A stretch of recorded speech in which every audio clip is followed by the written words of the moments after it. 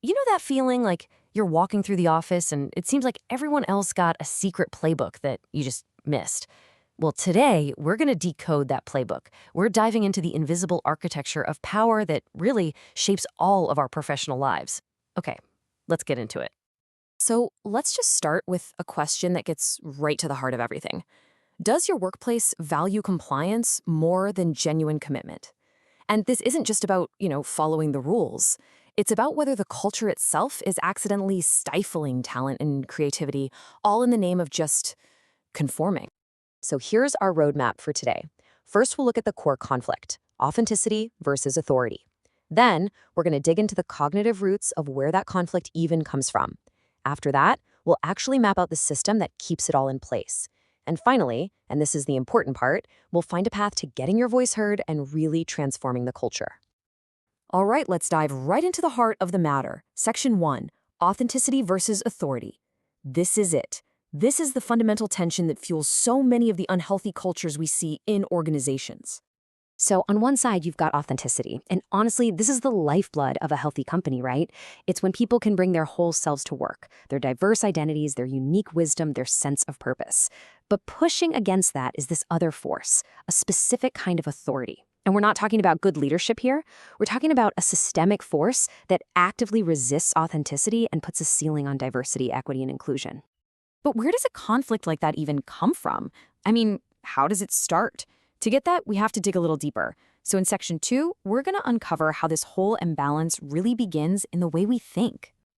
Okay, so the source material we're looking at points to two basic ways our brains make sense of the world. First is the analytic approach. That's when you see the big picture first and then you try to figure out the details. Then there's the synthetic approach, which is the total opposite. You study all the little pieces to build up to the whole. Now, a healthy, balanced mind, it uses both. But what happens when that balance is off? Well, if you lean way too hard on that whole to parts thinking, where your big opinion just refuses to be changed by any new facts, that leads to prejudice. The framework we're exploring here actually gives this an archetypal name, Luciferic, which represents these really rigid, top-down ideas that just won't budge. Now, the other side of the coin is when you get stuck in parts to whole thinking. This is when you're just buried, drowning in data, spreadsheets, metrics, so much so that you totally lose sight of the big picture. And that produces ignorance. The framework's term for this is aramanic, a state where just endless, soulless data obscures any real meaning or wisdom. So these imbalances, prejudice and ignorance, they don't just stay in our heads, right? They get built into the very systems we work in. That brings us to section 3, the system of supremacy. And this isn't about individual attitudes. This is the embedded architecture, the operating system that locks these problems in place. Now, this quote here reveals a really fascinating and kind of sinister relationship. It says, supremacy culture is the aramenic complement to luciferic prejudice. So what does that mean in plain English? It means the system institutionalizes ignorance, all those processes and data points, specifically to protect the pre-existing prejudice from ever being challenged. It's a system designed to fight against common sense and real change. And you can actually see this system in action.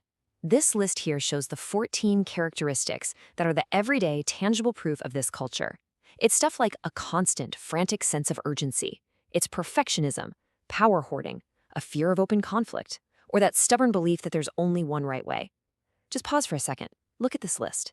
How many of these feel familiar? Okay, so we've diagnosed the problem, we've looked at its roots, but how do you actually see it in your own organization? That brings us to section 4. We're going to introduce a tool to make this invisible system visible. It's called the Extended Polsky Diamond. This model maps out the key roles people actually play and the real relationships between them. It shows you the real hierarchy, not just the one you see on the official org chart. So within this system, people tend to fall into one of 3 core roles. First, you've got the lieutenants. These are the folks who are deeply invested in keeping things exactly as they are. They're the enforcers. Then you have the status seekers. They play by the rules of the culture because they want to be included, they want to climb the ladder, even if it means sacrificing their authenticity. And finally, you have the scapegoats. These are the people positioned as powerless, who, basically out of necessity, have to find their own power, and they often become the spark for change. But here's the real game changer. The model is extended because it adds this incredibly critical fourth group, the bystanders. Now, these are not passive people just watching from the sidelines. Oh no, they found a comfortable spot, and they formed strategic alliances with the other groups. And when they do that, they completely change the power dynamics of the entire system. And look what happens when those bystanders make their alliances. Four distinct power identities emerge. Suddenly, you're not just your job title anymore. You become either powerful, empowered, empowering, or powerless, all based on who you align with. This right here, this is the real map of influence in your organization. Okay, so now we have the map. We can see the landscape. That means we can finally chart a course out. Section 5, Finding Your Voice, Finding Wisdom. This is where we shift from just diagnosing the problem to talking about a clear, actionable path toward real change. And the absolute key to this transformation is voice. But voice here means more than just speaking up. In this framework, voice is the actual mechanism, the process, where the unheard stories, the authentic experiences of the powerless and the empowered groups start to flow upwards and actually inform and influence the people in power. So, where does real change start? Well, the model is crystal clear. It starts from the margins. It starts with the scapegoat group. Because they're forced to become self-empowering just to survive, they become the initial spark. But a spark isn't enough, right? It has to catch fire. It has to expand into a coalition with allies. But here's the huge risk. As these new emergent leaders gain influence, they face this immense pressure to just assimilate, to fit in, and they risk losing the very authenticity that made them powerful to begin with. And the ultimate goal here, it isn't just about getting heard. It's about building an entirely new kind of culture. The framework calls this wisdom, a community culture where conflict can actually be resolved and where the toxic effects of that old system start to fade away.